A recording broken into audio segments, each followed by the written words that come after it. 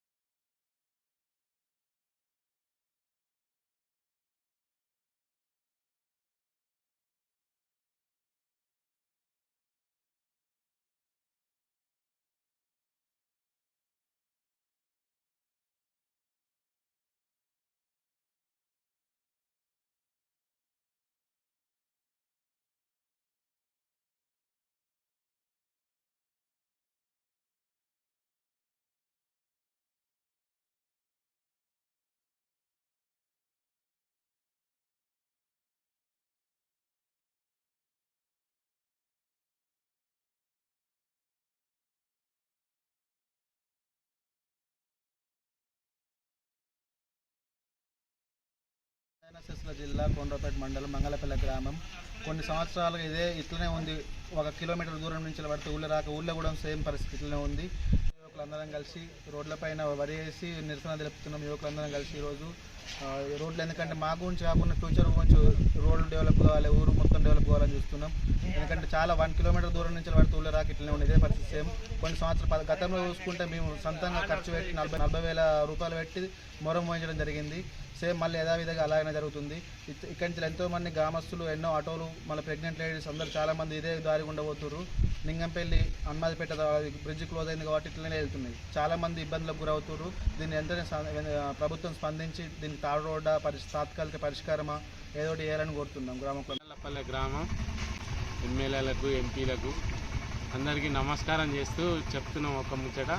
మా ఊళ్ళే డైలీ కూరగాయలు పండిస్తాం. రోజు వేములవాడ, సిరిసిల్ల మార్కెట్కి తీసుకుపోతాం కాబట్టి మా రోడ్డు పూర్తిగా అధ్వానం అయిపోయింది. మాకు పోంగా రాంగా రావడం ఇబ్బందికరంగా మారింది. కూరగాయలన్నీ కింద పడిపోతున్నాయి. కొంచెం తక్షణమే దృష్టిలోకి తీసుకొని ఈ రోడ్డును బాగు చేయాలని కోరుకుంటున్నాం.